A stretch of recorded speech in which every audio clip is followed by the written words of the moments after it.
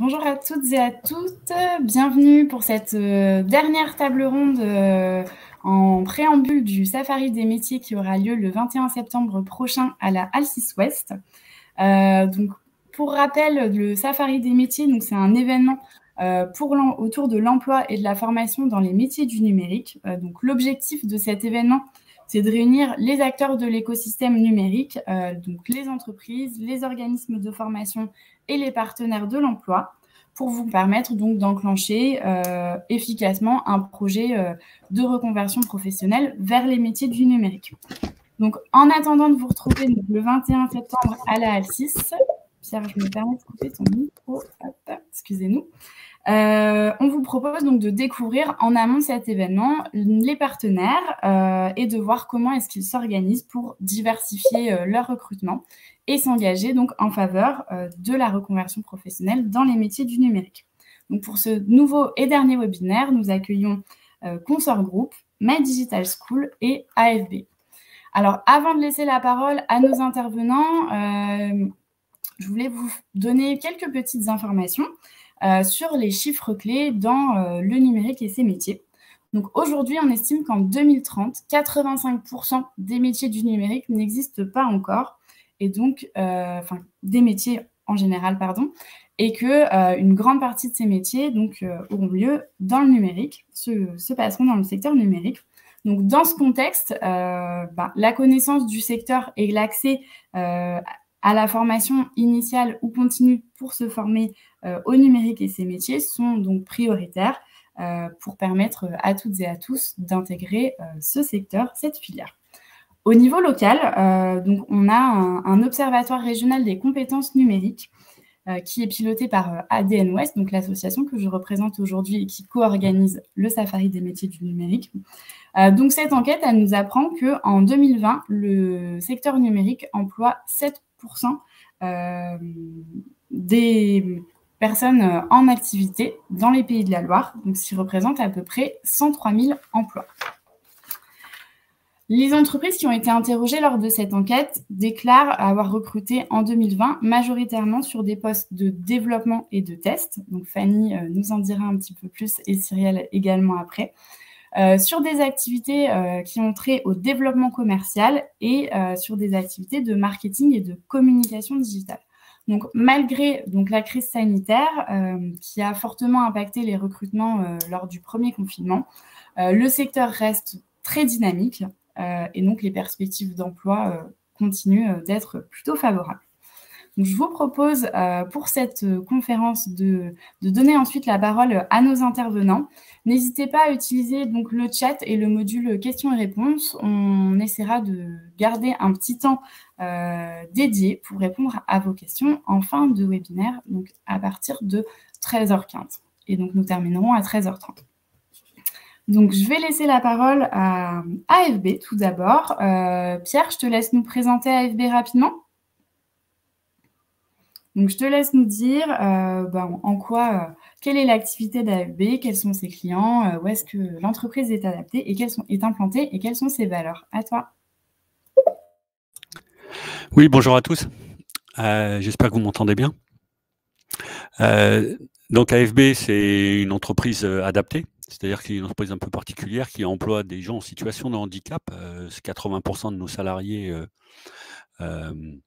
ont une difficulté de vie et on crée des emplois grâce au reconditionnement de parcs informatiques. Donc notre métier aujourd'hui, c'est de diminuer l'impact du numérique en lui donnant une deuxième vie et en prenant l'économie circulaire. Voilà. AFB existe depuis 2012 aujourd'hui. On emploie plus de 160 personnes dans toute la France et une vingtaine de personnes sur Nantes directement avec une agence, un magasin, et on prône aujourd'hui l'utilisation, même pour les entreprises, de parcs reconditionnés. Voilà Céline, ce qu'on peut dire sur AFB. Merci Pierre. Donc AFB, un fidèle partenaire du Safari des métiers depuis ses débuts. Camille, donc My Digital School qui est engagée là plus récemment dans le Safari des métiers. Je te laisse nous en dire quelques mots sur l'école que tu représentes. Oui, donc bonjour à tous. Donc, My Digital School, c'est une école spécialisée dans le web qui propose des formations de bac à bac plus 5 avec des programmes plutôt techniques en développement web, plutôt créatifs en web design ou bien stratégiques en web marketing et social media. C'est une école qui est vraiment ouverte à tous les profils, que ce soit aux débutants comme aux initiés. Donc aujourd'hui, My Digital School, c'est plus de 140 étudiants, 145 exactement, mais on est présent dans plus de 16 villes en France, ce qui nous permet d'avoir des entreprises partenaires à l'échelle nationale. Et donc aujourd'hui, alors on a quand même un véritable enjeu au niveau local, hein. On sait bien que l'alternance, c'est un véritable tremplin pour l'insertion professionnelle et on a vraiment à cœur d'accompagner nos étudiants dans leurs projets de reconversion, dans leur choix d'orientation et dans leur recherche d'entreprise. Donc, c'est pourquoi je suis ici aujourd'hui et ravie de représenter l'école, car ça nous tient à cœur aussi de valoriser vraiment les profils qui sont dans un projet de reconversion. Merci Camille. Alors, j'essaye de faire venir Margot pour Consort NT sur scène. Je ne sais pas, Margot, si tu arrives à nous rejoindre. Il me semble que c'est un petit bouton en bas de ton écran sur participer et tu dois pouvoir revenir sur scène, nous dire quelques mots sur Consort. Alors, on a un petit souci de participation. Donc, Margot est bien connectée, mais on ne trouve pas comment la faire venir sur scène. Écoutez, Fanny nous en dira peut-être quelques mots après sur Consort, mais on va passer donc à la suite en attendant d'essayer de régler ce petit problème.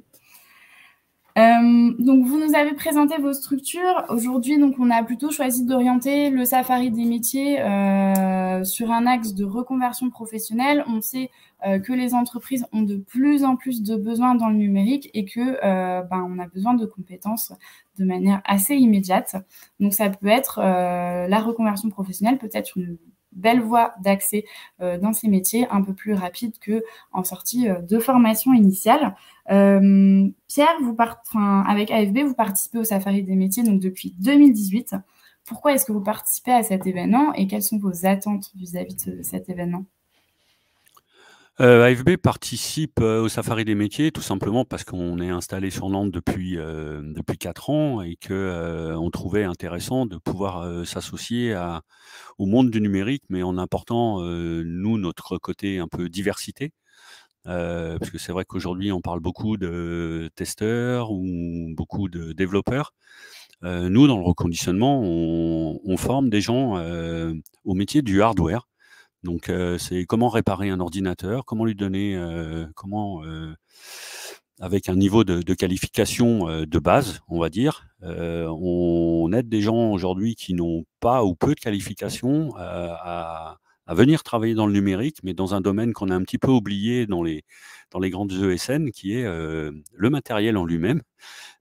Pour travailler, on a tous besoin d'un ordinateur et c'est vrai que cette période de télétravail intense a bien montré aujourd'hui la nécessité d'utiliser du matériel reconditionné parce qu'on a été beaucoup sollicité par les entreprises. Et c'est vrai que apprendre à nos collaborateurs à qu'est-ce qu'un ordinateur, comment ça fonctionne, comment ça doit fonctionner et comment on peut le tester pour le revendre. Voilà tout l'enjeu aujourd'hui de notre participation au Safari des métiers.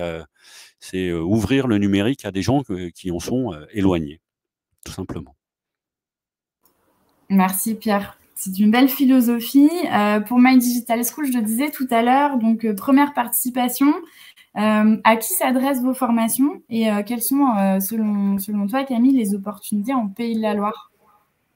Oui, alors nous, effectivement, comme je le disais, ça s'ouvre vraiment à tous les profils, hein, que ce soit aux débutants comme aux initiés. Le constat que je peux faire, donc on est une toute jeune école, on a 3 ans d'existence à Nantes, mais pour avoir un peu de recul dessus, alors on a 2 types de profils en reconversion. On a des étudiants qui ont déjà 10 années d'expérience sur un métier comme par exemple le marketing et qui viennent vraiment chercher l'expertise parce qu'effectivement aujourd'hui le digital ça évolue, tous les outils ils sont en perpétuelle évolution, ils ont besoin vraiment de maîtriser en tout cas ces notions, donc ils viennent effectivement chez nous par le biais de l'alternance. ou bien des profils, comme je peux voir des questions qui viennent de la restauration, où on a eu un opticien, on a eu un vétérinaire et qui sont orientés en développement web. Donc, c'est tout à fait possible. Hein. Cyrielle aussi pourra présenter son parcours tout à l'heure. Après, nous, c'est vrai que l'insertion se fait aussi. Ce sont des étudiants qui ont déjà une première petite approche sur le métier, qui connaissent déjà un petit peu les outils pour vraiment ensuite aller chercher l'employabilité par une alternance sur une année ou deux. Voilà. Donc, je ne sais pas si je réponds aux questions en même temps en direct, Céline, ou… Si tu peux, peut-être sur la question sur le démarrage d'une alternance sur cette nouvelle année scolaire, je pense que tu peux nous en parler rapidement et puis après, on passera au témoignage. D'accord. Effectivement, alors il n'est pas encore trop tard maintenant, notre rentrée la semaine prochaine. Donc, il faut rapidement revenir vers nous parce que ça va être un petit peu court dans la recherche d'alternance, mais sinon, ça peut être un projet pour l'année prochaine et je serais ravie de vous accompagner. Hein. On ouvre nos sessions d'admission dès janvier de l'année prochaine, donc avec plaisir pour vous accompagner pour un projet à venir. Voilà. Merci Camille. Je suis désolée, on essaie de régler en parallèle les problèmes techniques avec Consort. Je propose de passer, donc on a parlé de l'idée c'est vraiment de parler de la reconversion, des différents types de métiers. Donc on a 3 intervenants aujourd'hui qui vont pouvoir nous en parler un peu plus amplement. Donc, on a Cyrielle, Fanny et Thomas. Donc, Thomas, il me semble qu'il est à côté de Pierre. Exactement. Donc, bonjour à tous les 3. On va commencer par Cyrielle. Donc, Cyrielle, tu as 30 ans. Donc, tu intègres à la rentrée une formation chez My Digital School et tu rejoins donc un studio no-code en tant que développeuse Bubble no-code, low-code. Waouh! Alors, en quelques mots, est-ce que tu peux nous présenter ton métier, s'il te plaît? Bien sûr. Alors, bonjour à tous. Vous m'entendez? Merci Céline et merci Camille d'avoir présenté tous ces beaux projets. Donc, moi, effectivement, je suis en reconversion professionnelle dans le digital depuis environ 1 année. Et dans la continuité de cette reconversion, je rentre en alternance avec My Digital School à partir de la semaine prochaine, du coup. Et donc, actuellement, je suis en entreprise, donc côté entreprise, dans un studio no-code basé à Paris qui s'appelle Superforge. Et donc, mes missions, en fait, je suis développeuse Bubble, donc je construis des MVP, des Minimal Viable Products, ça s'appelle. C'est des sortes de prototypes de sites web, ou également des marketplaces, des SaaS, totalement en outils no-code, donc avec Bubble. Donc, la clientèle, c'est des PME ou des startups, voilà, ou ça peut aussi être des porteurs de projets qui sont solo. Et donc, on travaille en équipe, en mode agile, on itère, on innove et puis on fait plein de choses chez Superforge. Et donc, je m'occupe également de la communication et des partenariats dans l'entreprise. Donc, dans les startups, c'est souvent comme ça, on a un petit peu plusieurs casquettes. Et donc, dans la continuité de la reconversion professionnelle, c'est super intéressant et je suis très contente de pouvoir continuer cette aventure avec My Digital School. Est-ce que tu peux nous dire rapidement pourquoi, à 30 ans, tu as enclenché une reconversion professionnelle? Ça peut paraître un peu jeune, mais bon, finalement, a priori, non. Bien sûr. Alors, du coup, je ne me suis pas présentée, mais j'ai travaillé auparavant dans la vente et dans la restauration. Et en fait, je devais partir en voyage et avec le Covid, tout a été annulé. Donc, ça a été un petit peu compliqué et j'ai profité du Covid, en fait, pour me remettre un petit peu en question et effectivement, la vente et la restauration, c'était plus trop en adéquation avec mes objectifs personnels. Donc, je me suis dit: je vais profiter de, si je puis dire, de la crise, pour entamer une reconversion professionnelle dans un métier qui m'intéresse et puisque ça faisait déjà plusieurs années que le digital me tendait un peu les bras et j'avais pas encore saisi l'occasion. Donc là, je me suis dit: «Allez, cette fois-ci, c'est la bonne». Donc besoin de donner du sens à ce que je fais, de construire quelque chose. Là, en mode start-up, c'est aussi prendre des initiatives qui me plaît et c'était maintenant ou jamais, on va dire. Merci Cyrielle pour ton témoignage. Fanny, toi, ton cheminement est antérieur à la crise sanitaire. Donc, tu as 37 ans, tu rejoins Consort Group comme testeur informatique en 2018. Alors, est-ce que tu peux nous présenter en quoi ça consiste, le métier de testeur? ou testeuse. Je ne sais pas si tu préfères qu'on me dise testeuse. Je ne sais pas. Bonjour à tous. Donc oui, moi je suis testeuse informatique. Donc je travaille sur une application. Je suis prestataire chez un grand groupe bancaire. Hein. C'est beaucoup du bancaire et de l'assurance dans les domaines du test. Donc je suis intégrée chez le client au sein d'une équipe avec des développeurs, en méthode agile, c'est-à-dire qu'on fabrique au fur et à mesure l'évolution d'une application et je teste au fur et à mesure des nouveaux développements pour répondre au mieux à l'attente du client.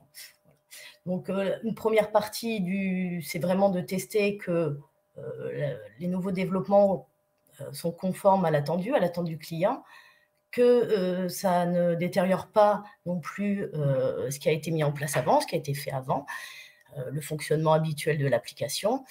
Et une troisième partie de mon métier, c'est aussi d'essayer d'automatiser un maximum ces tests. Parce qu'on voit bien les ramifications et l'ensemble des développements ça peut représenter une somme de tests assez importante. Du coup, l'utilité, c'est de vraiment d'automatiser pour limiter un petit peu le test manuel qui est très, très chronophage. Voilà. Merci Fanny. Donc, à la base, tu es plutôt diplômée en chimie. Tu as une dizaine d'années d'expérience en tant que responsable adjointe de laboratoire, responsable de projet R&D, puis responsable qualité EPI. Et donc, tu reprends cette formation en 2018. Quel a été ton déclic ? Oui, comme vous l'avez dit, j'ai travaillé pendant 10 ans dans le secteur industriel, de la R&D, de la gestion de projet. Ça me plaisait beaucoup, la R&D.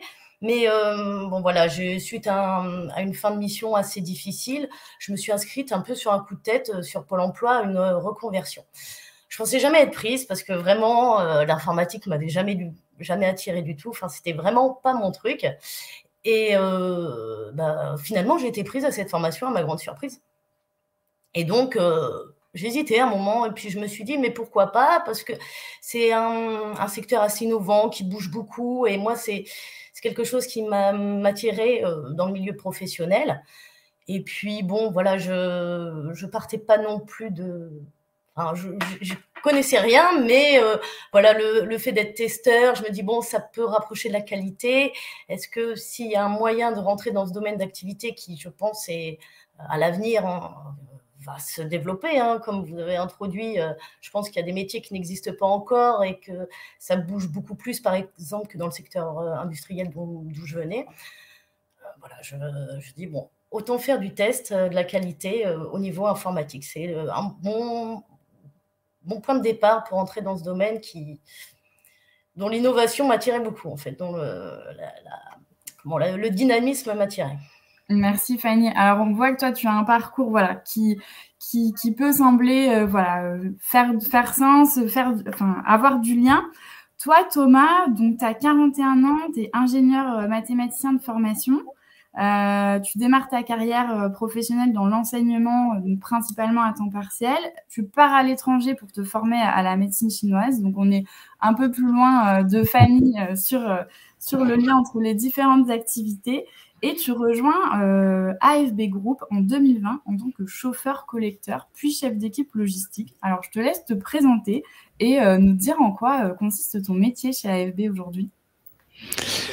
Oui, bonjour, on m'entend bien? Ouais. On t'entend bien, ouais. Oui, bonjour à tout le monde. Oui, donc effectivement, comme tu l'as dit, j'ai eu un parcours qui est passé par différents métiers. Voilà, ça a été les voyages un peu de la vie. Et moi, j'ai eu une particularité, donc c'est que j'ai une reconnaissance en qualité de travailleur handicapé, donc une RQTH. Et c'est comme ça que j'ai entendu parler de AFB. Et donc, effectivement, quand j'étais dans une situation de travail partiel sur Nantes, revenu de l'étranger, donc je cherchais un emploi à temps plein. En fait, c'était plutôt ça ma motivation au départ. Puis j'ai entendu parler d'AFB, donc entreprise adaptée. Donc par les différentes associations avec lesquelles j'étais en lien. Et j'ai postulé, oui, en tant que chauffeur-collecteur. Et au sein de la structure, j'ai retrouvé un cadre de travail qui m'a plu, des valeurs de l'entreprise auxquelles j'ai adhéré aussi. Et ce qui a fait que j'ai pu évoluer. Et donc, depuis mon arrivée en 2020, effectivement, de chauffeur-collecteur, je suis passé à chef d'équipe. Et nouvellement, là, je vais passer aussi responsable technique et logistique. Donc, du coup, voilà, l'évolution continue au sein d'AFB. Bah, écoute, félicitations. Donc, initialement, même si tu es ingénieur mathématicien de formation, l'informatique, ça n'a pas semblé être un choix de carrière naturel. Pourquoi tu n'as pas choisi cette voie? C'est vrai que pour moi, l'informatique, ça a toujours été un outil. Et oui, dans les mathématiques, donc c'est vrai qu'on se sert, on faisait j'ai fait, ouais, pendant mes études, pas mal de programmation, mais j'avais pas spécialement d'appétence pour le code, quoi. Et c'est vrai que non, même pendant mes études, je me suis tout de suite demandé comment j'allais pouvoir appliquer plutôt les mathématiques, et je m'étais orienté vers des choses, non, pas forcément l'informatique, en fait. En fin d'études, j'avais fait des stages notamment dans l'océanographie, par exemple. Voilà, c'était plus le côté appliqué que le côté informatique qui m'attirait, quoi. Ouais. Merci Thomas. Cyrielle, donc tu nous as expliqué un petit peu ta rencontre avec le numérique, bon, finalement, projet de reconversion professionnelle, confinement, etc. Comment est-ce que ton entourage a vécu cette reconversion professionnelle? Parce que bon, on sait que se lancer, c'est pas forcément toujours facile. Est-ce que tu peux nous en dire plus? Bien oui, alors au début, un peu de surprise, hein, puisque je suis pas, contrairement à Thomas, les mathématiques, c'est pas trop, mon truc. Du coup, forcément, ils étaient un petit peu, surpris, et puis au final, ils se sont dit: «Bah, pourquoi pas? Si ça te tente, fonce», et puis, mon conjoint ensuite a également fait une reconversion dans le numérique. Donc voilà, en gros, l'entourage, super positif au final. Il m'a beaucoup soutenue d'ailleurs dans cette reconversion. Ouais, je pense que c'est important justement effectivement dans ces projets d'être soutenu, de pouvoir s'engager dans la formation pleinement.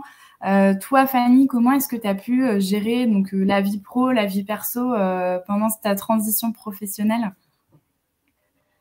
Ah oui, moi je partais d'assez loin parce que ma fin de mission de mon précédent contrat s'est pas passée vraiment en douceur, hein, pour le moins qu'on puisse dire. Et donc la vie personnelle en pâtissait beaucoup.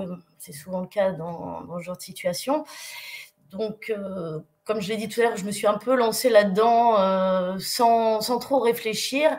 Et finalement, ça a été un bol d'air en fait pour moi, parce qu'il n'y avait plus cette pression des grands groupes dans lesquels j'étais auparavant, ces horaires qui n'en finissaient plus. Donc, j'ai rencontré de nouvelles personnes, de nouvelles façons de travailler lors de la formation.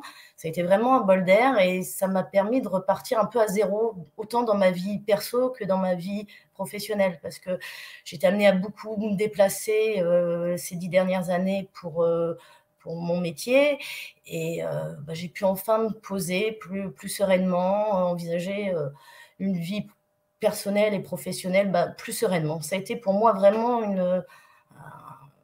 un nouveau départ, en fait. Et c'était très bénéfique, autant pour ma vie professionnelle que personnelle. Et est-ce que tu peux nous en dire plus justement sur les compétences que tu as pu acquérir lors de cette formation, aussi bien en termes de savoir-faire que de savoir-être? Est-ce que tu as des anecdotes à nous partager justement sur ce parcours de reconversion? Alors, oui, c'était assez... je m'attendais pas du tout à ça, en fait. Enfin, je suis partie un petit peu comme ça en me disant pourquoi pas, hein. Vraiment, c'était la découverte. Je connaissais rien en informatique. Voilà, je suis vraiment partie. Voilà, c'était la curiosité qui m'attirait dans cette formation avant tout. Et j'ai rencontré beaucoup de gens qui venaient de secteurs différents, qui avaient, eux, certaines appétences pour l'informatique, soit par le biais des jeux vidéo, soit par des formations qu'ils avaient suivies. Et au début, j'étais assez surprise. Je ne me sentais pas du tout dans le même univers que les gens avec qui je partageais cette formation. Et puis finalement, c'était des belles rencontres, hein, des gens que je continue à voir, qui peuvent être un soutien aussi à ce moment de reconversion, hein, les uns pour les autres. Ça a été vraiment, je pense, utile à beaucoup de personnes, autant au niveau personnel, de reprise de confiance en soi, d'organisation et pour moi, par exemple, comme je voulais dire, un espèce de bol d'air. Et puis, oui, une autre méthode de travail, d'autres secteurs d'activité. Voilà, je me perds un peu dans mes explications, mais voilà, c'était vraiment.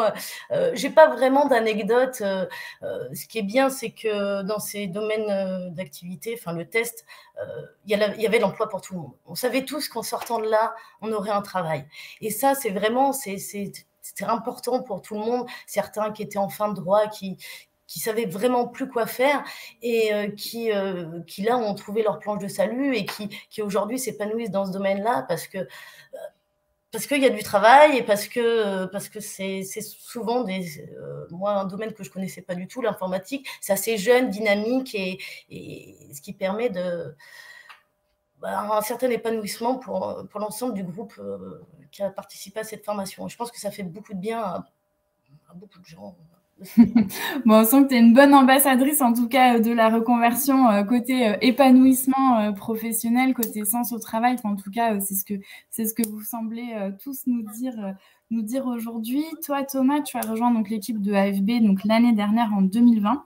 Comment s'est déroulée ton intégration et est-ce que tu peux nous en dire un peu plus sur le processus de recrutement, les différentes étapes, comment est-ce que tu as découvert les métiers, etc., etc. Comment est-ce que ça en est arrivé là? Oui, alors nous on a un processus de recrutement qui passe souvent par une période de AFPR, donc c'est une période de formation donc dans l'entreprise en fait qui est organisée conjointement avec le Pôle emploi. Donc je suis arrivé en février avec cette période d'AFPR, donc qui dure en général 2 mois et demi. Et ensuite, voilà, pendant cette période-là, je suis passé sur un petit peu tous les postes. J'ai vu un peu les différents processus de traitement qu'on a ici dans le reconditionnement. Et ce qui m'a permis justement de progresser après par la suite. En fait, donc ayant vu un peu tous les process pendant la formation, après quand j'ai signé mon contrat, donc j'ai pu passer de chauffeur du coup à chef d'équipe et puis voilà, voir un peu les différentes choses. Donc moi ça c'est. Tu as découvert en fait finalement tous les métiers d'abord lors de ta période d'immersion avant de t'orienter plus spécifiquement vers un des métiers de l'entreprise. C'est ça? Oui, en tout cas, pendant la période de formation, j'ai eu l'occasion de voir effectivement les différents métiers. Et puis après, c'était les besoins aussi, puisqu'on était dans une agence plus petite. Là, on a déménagé dans des locaux un peu plus grands. Les équipes ont grossi. Donc, j'ai accompagné aussi la progression de l'entreprise, même sur cette dernière année. Et mais voilà, ouais, non, sinon c'est ça. Nous, dans le recrutement, c'est beaucoup une période de formation en général, et puis après, on commence avec un CDD, puis renouvelé, puis après CDI. Est-ce que tu peux nous en dire plus? Je vois dans mes notes que tu as bénéficié d'un dispositif CDD tremplin. Est-ce que tu peux nous en dire quelques mots?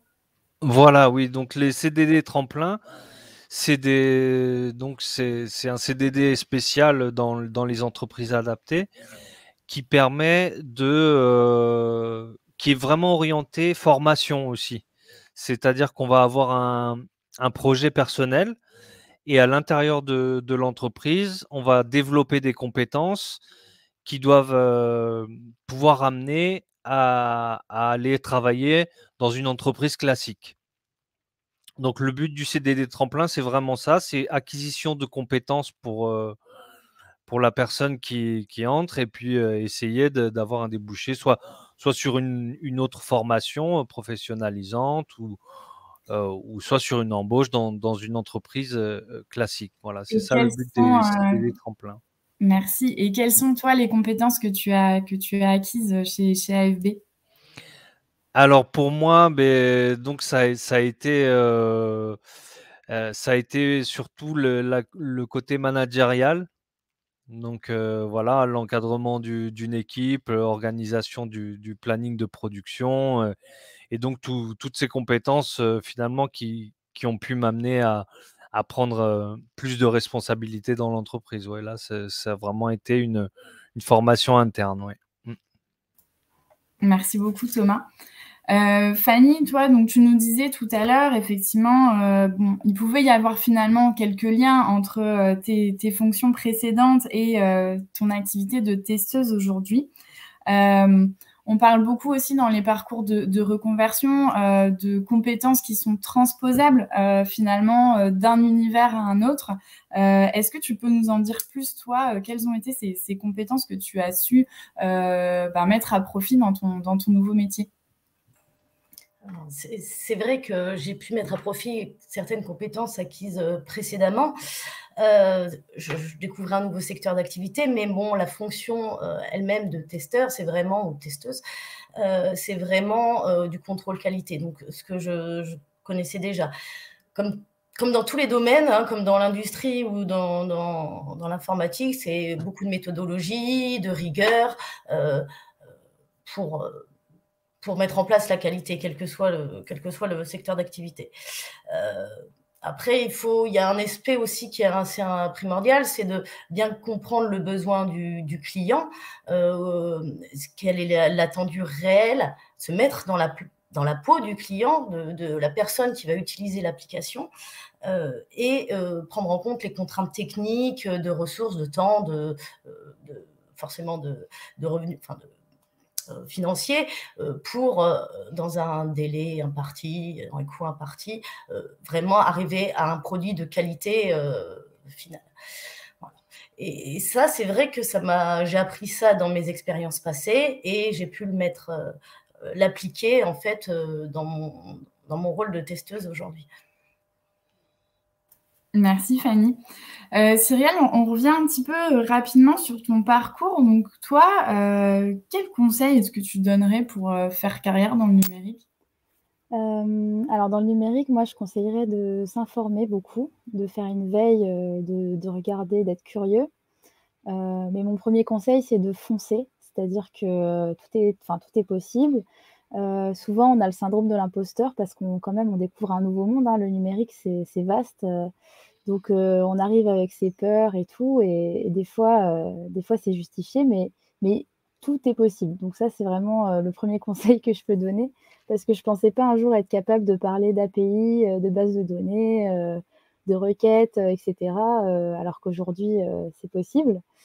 Donc voilà, s'éclater, s'investir, ça demande quand même un investissement personnel. C'est-à-dire voilà, moi j'ai dû mettre en place aussi un bureau chez moi. Par exemple, je suis en télétravail, j'ai dû m'organiser toute une nouvelle vie en fait, voilà. Et puis voilà, c'est une prise de risque aussi puisqu'on recommence un nouveau cycle, mais c'est ça qui est aussi un peu excitant puisque c'est un peu l'inconnu, donc voilà. Et puis le jeu en vaut la chandelle, voilà. Voilà ce que je peux dire. Il y a Fanny qui hochait la tête et qui souhaiterait rebondir justement sur tes propos, Cyrielle. Oui, j'aime beaucoup ton expression d'imposteur, du syndrome de l'imposteur, parce que c'est vrai qu'on voit le monde de l'informatique avec tout son jargon, ces choses très techniques, et finalement, ça reste accessible. On n'a pas besoin de tout connaître, c'est assez segmenté quand même, et il n'y a pas besoin d'être un crack en informatique pour rentrer dans ces métiers du numérique. Voilà, je trouve le syndrome de l'imposteur très vrai parce qu'on a ça fait toujours un peu peur, ces termes techniques et tout ce qui concerne l'informatique. Moi, je pensais que mon niveau en mathématiques me bloquerait, mais au final, la logique fait que aujourd'hui, j'arrive à utiliser Bubble et à créer des événements et des actions dans les sites. Que voilà, donc il y a d'autres compétences qui peuvent être mises à profit. Et aussi, ce que tu disais tout à l'heure, Fanny, les compétences qu'on a acquises dans nos précédents métiers servent aussi. Dans l'entreprise dans laquelle je travaille, plus de la moitié des personnes sont issues de reconversion professionnelle. Donc, c'est vrai qu'avec un mélange de personnes qui sont du métier, ça fait une bonne alchimie en tout cas. Et je pense que quelque chose qui est intéressant à souligner, c'est que en fait, voilà, le secteur du numérique, bon, il y a pléthore de métiers, mais c'est aussi l'occasion de passer d'un métier à un autre, aussi d'évoluer. C'est pas forcément figé. On peut se former, on peut travailler sur de nouvelles technos. Et toi, Thomas, t'en es l'exemple type, puisque donc tu rejoins AFB en 2020. Tu as déjà occupé donc 2 postes, chauffeur-collecteur d'abord, puis chef d'équipe logistique, et tu nous annonçais tout à l'heure donc passer sur une nouvelle fonction, donc un prochain challenge a priori pour toi. Et j'ai pas noté le nom de la fonction, je suis désolée. Il faut bien que tu nous en dises un petit peu plus. Oui, sur un petit peu plus sur quoi, pardon? Sur l'évolution finalement, et les opportunités en fait dans ce. Ouais, c'est vrai que pour moi, c'est vrai que le fait de retrouver l'emploi comme ça à temps plein, l'entreprise a vraiment été motivant pour moi. Et effectivement aussi la dynamique qu'il y a dans l'entreprise, puisque on continue à se développer et on ne manque pas de travail, quoi, hein. Donc ça, effectivement, tout ça fait que ça crée une alchimie où ça donne des opportunités, ouais. Donc il y a à faire. Donc si on a la volonté finalement, et qu'on se mobilise un petit peu, effectivement, qu'on est en regard apprenant, il y a des choses à acquérir et il y a des opportunités qui se créent effectivement, hein, grâce à la dynamique du secteur, quoi. Donc moi, c'est vrai que j'ai essayé de remobiliser mes énergies et puis les mettre au service de l'activité, quoi. Merci beaucoup. On a quelques questions. Je vous propose qu'on passe au temps d'échange. Peut-être une question pour toi, Camille, d'abord, que je pourrais éventuellement compléter pour ADN West ensuite. Donc, il y a Laura qui demande qu'on en dise plus sur l'insertion en tant que débutant après une formation aujourd'hui. Donc effectivement, on l'a dit, on a un secteur du numérique qui est fortement en tension, avec beaucoup de postes non pourvus, mais des entreprises qui s'orientent plutôt vers des profils plus confirmés. Qu'en est-il aujourd'hui, toi, au niveau de tes promos ? C'est vrai, alors c'est le constat qu'on peut avoir aujourd'hui. Les entreprises recherchent un peu le mouton à 5 pattes, hein. Ça reste de l'alternance, mais ils veulent tout de suite le candidat multidiplômé, qui a déjà tant d'années d'expérience, alors que ça reste l'apprentissage, c'est pour apprendre, monter en compétences. Maintenant, on est là pour faire le lien entre l'étudiant et puis l'entreprise. Et notre rôle, c'est aussi bien d'échanger avec l'entreprise et de leur expliquer aussi aujourd'hui le projet de reconversion professionnelle, de présenter les candidats et de les valoriser et d'expliquer les aides qu'ils peuvent avoir aussi et le fonctionnement de l'alternance, parce qu'ils ne savent pas toujours aussi comment fonctionne ce système-là. Après, les candidats que je peux recevoir, c'est aussi tout un travail de bien valoriser leur profil. C'est toujours difficile, hein, un projet en reconversion. On se dit, j'ai pas les compétences. On peut perdre un petit peu confiance. On se dit, comment je vais m'y prendre. Et donc, il y a tout un travail aussi à travers des ateliers pour revaloriser le parcours de l'étudiant, puisque, comme disait à juste titre Cyrielle, tout le parcours et ses précédentes expériences, c'est à valoriser. Même si on vient du domaine de la restauration, on a appris d'autres choses. On a des qualités personnelles, hein, toutes les soft skills, il faut vraiment les valoriser. Aujourd'hui, un candidat qui est en reconversion, il est plus polyvalent, il s'adapte plus rapidement aux outils. il est plus flexible. Tout ça, ce sont des qualités qu'on met vraiment en avant et l'entreprise a vraiment intérêt de les recevoir puisqu'ils sont plutôt gagnants en retour. Donc, le constat, c'est vrai que par rapport à notre école, alors on est une petite promo. L'année dernière, il y avait 70 étudiants. Cette année, 145. On a doublé les effectifs par rapport à la reconversion professionnelle. Donc, comme quoi, les entreprises, ça y est, ça commence aussi un petit peu à changer et on commence vraiment à favoriser cette insertion et ça fait plaisir à voir en tout cas. Pour compléter tes propos, alors là, je prends ma casquette ADN Ouest, donc on a un réseau de professionnels du numérique, donc on fédère effectivement des écoles, des organismes de formation, mais aussi beaucoup d'entreprises. On a plus de 600 structures adhérentes à l'association et ce que l'on observe, c'est que effectivement, il y a parfois une frilosité, l'envie de faire appel à ce fameux mouton à 5 pattes, mais la concurrence est telle aujourd'hui et les besoins sont tels que les entreprises sont obligées de s'ouvrir.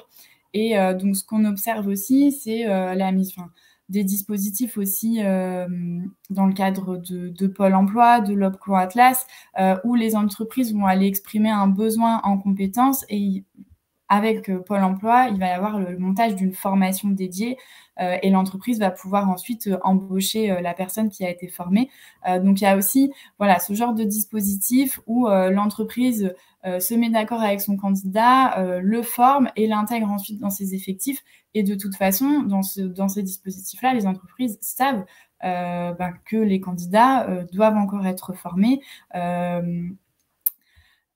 Elles font appel aussi à la formation continue. En tout cas, il y a aussi cette prise de conscience qu'il faut pouvoir accompagner ses collaborateurs dans leur montée en compétences, aussi quand ils sont issus de reconversion professionnelle et ou de formation initiale. Je ne sais pas si l'un ou l'une d'entre vous veut rebondir sur ces propos. Sinon, on peut passer à une autre question. Fanny, avec quel organisme de formation est-ce que tu as effectué ta reconversion ? Alors, c'était donc à travers une POE, je crois, proposée par Pôle emploi, et c'était AJC Formation. Donc, l'avantage aussi qu'on a eu, alors on a eu une formation qui est bien reconnue et qui nous a permis aussi d'obtenir un diplôme à la fin, ce qui n'est pas négligeable, ce qui peut être un faire-valoir. Je ne dis pas que c'est un passe-partout, mais ça peut quand même aider dans certains cas. On a passé une certification qui s'appelle l'ISTQB Foundation. C'est vraiment la formation de base du test. Après, on peut s'orienter vers d'autres formations, d'autres certifications. Mais voilà, c'était une formation diplômante. J'ai un certificat, ça a été que 2 mois et demi de formation, c'est pas extrêmement long, mais c'était assez diversifié et ce diplôme, cette certification en barrage qui permettait aussi qui peut être une assurance après pour l'employeur derrière. Merci Fanny. Il y avait une autre question pour toi. Est-ce que dans ton quotidien, alors ça c'était plutôt sur ton métier au quotidien, est-ce que tu utilises le design sprint ? Peut-être que tu peux nous dire en quelques mots ce que c'est et puis nous répondre à la question ensuite. Alors, le design sprint, non, ça me... Alors, c'est peut-être une notion qui sera plus familière à Cyrielle. Design sprint, alors nous, on fonctionne en sprint, mais je pense qu'on peut parler de design sprint en quelque sorte, puisqu'on doit effectivement réaliser des maquettes et des wireframes avant de passer au développement. Donc, je dirais oui. Je rebondis aussi, c'est un peu l'appellation du design thinking. Je pense que c'est ça, un process. Et effectivement, au sein de My Digital School, en tout cas, les étudiants qui sont en formation en web design vont travailler sur ce process. Et donc, on mêle beaucoup dans la pédagogie, beaucoup de cas concrets avec des workshops. Et les étudiants vont travailler sur des sprints pendant une semaine autour de cas concrets, et notamment avec le process, le design thinking, je pense. Voilà. Merci pour ces éléments complémentaires. Alors Pierre, je crois que tu es derrière Thomas. Je ne sais pas si tu nous entends. Il y avait une question pour toi. Est-ce que vous recrutez en alternance chez AFB ? Oui, on recrute en alternance chez AFB. Par contre, on ne recrute pas de web développeurs. Je crois que c'était une question que j'ai vue passer. Tout simplement parce que ce n'est pas notre métier. Nous, aujourd'hui, on a embauché des jeunes dans la vente de PC, par exemple, avec un profil de vendeur. Ce qu'on veut vraiment présenter chez AFB, c'est qu'aujourd'hui, on a d'autres métiers dans le numérique auxquels on ne pense absolument pas et qui peuvent être ouverts à des gens qui souhaitent faire une reconversion. J'ai super apprécié le témoignage des 3 personnes qui participent à cette intervention et qui se sont mis au code et au web design, etc., et qui sont retournés à l'école. Mais c'est vrai qu'aujourd'hui, il y a des gens qui sont peu qualifiés et qui n'ont pas l'opportunité de rentrer dans des écoles comme ça. C'est pas pour ça que le numérique l'aurait fermé. Voilà, nous, aujourd'hui, on propose des postes à tout niveau de qualification. C'est ce qui fait un peu notre spécificité. Certes, le reconditionnement informatique est un métier à part entière, mais on a besoin aussi, nous, de ressources, et puis surtout, on a besoin de candidats qui osent venir nous voir et qui ont envie d'apprendre à réparer, ou qui ont juste envie de s'investir et de retrouver une dynamique d'entreprise, de recommencer à travailler.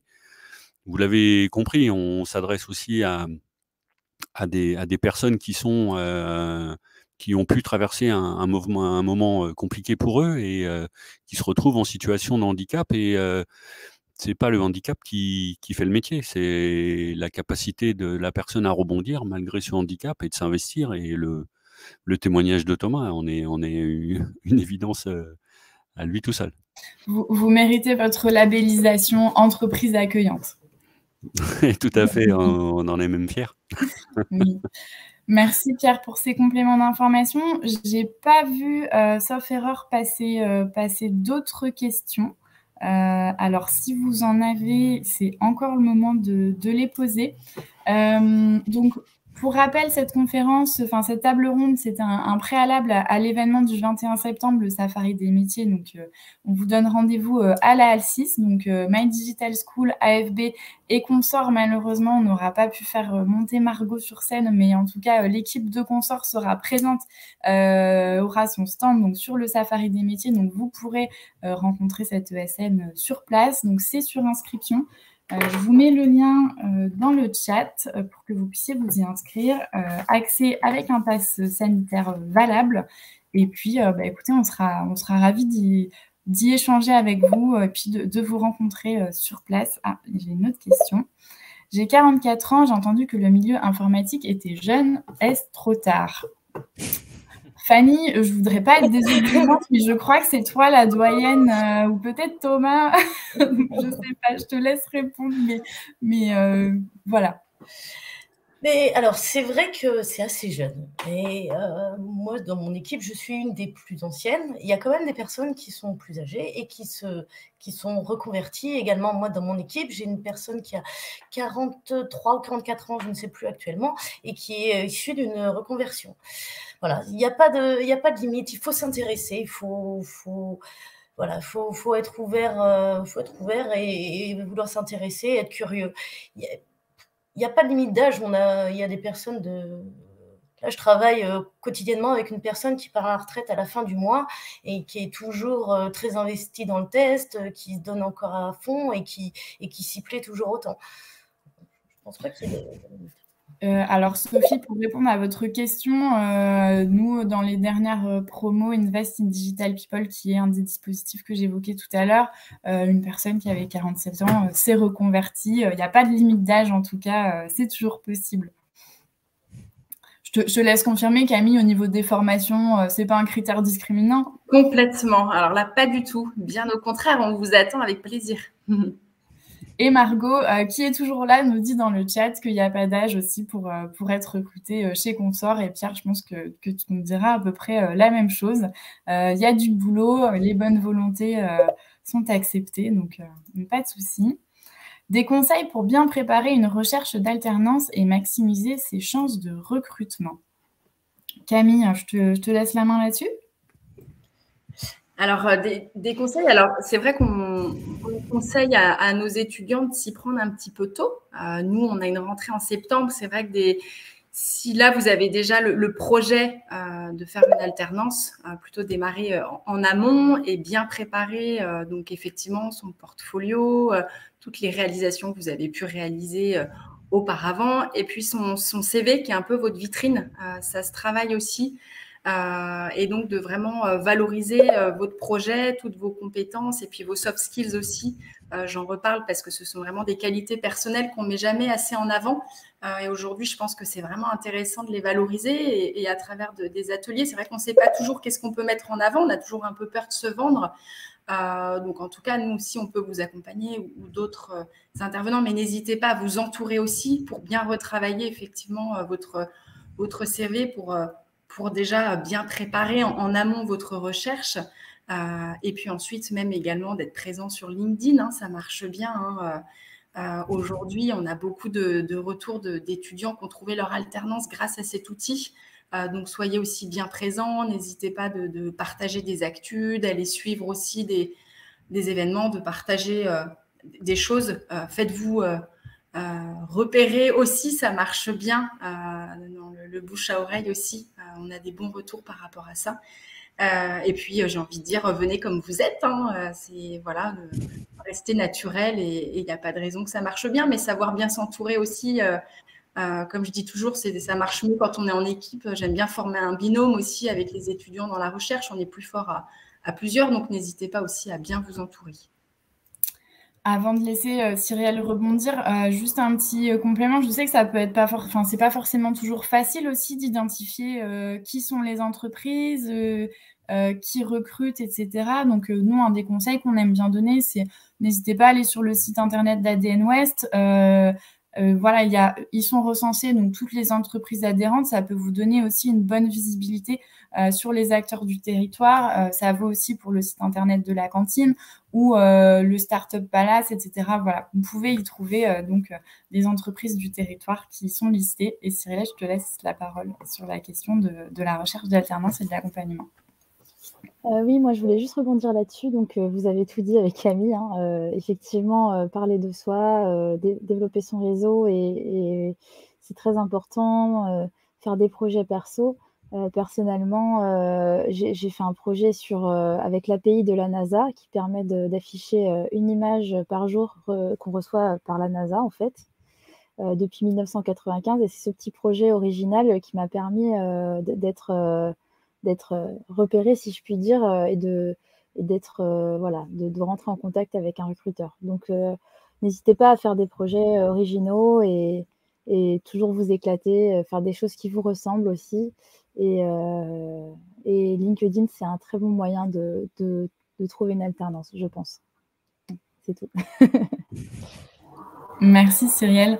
Bah, écoutez, on a plus de questions, on n'a plus de rebonds dans le chat. Donc, je remercie chaleureusement nos intervenants sur scène et en coulisses pour le coup. Donc, petit clin d'œil à Margot. Je l'ai dit 15 fois, mais je le répète, on prendra vraiment plaisir à vous rencontrer sur le Safari des métiers, à vous y accueillir. Donc, vous pouvez y rencontrer les entreprises, les organismes de formation, les acteurs de l'emploi pour sécuriser un peu votre parcours de reconversion professionnelle. Et puis aussi en parallèle de l'événement, des conférences pour en apprendre un peu plus sur différentes thématiques, les femmes dans le numérique, sa reconversion professionnelle, l'entreprise post-Covid-19, enfin bref, il y en aura pour tout le monde. Donc merci à tous et puis au plaisir de vous rencontrer en vrai. Au revoir. Au revoir, merci. Merci, au revoir.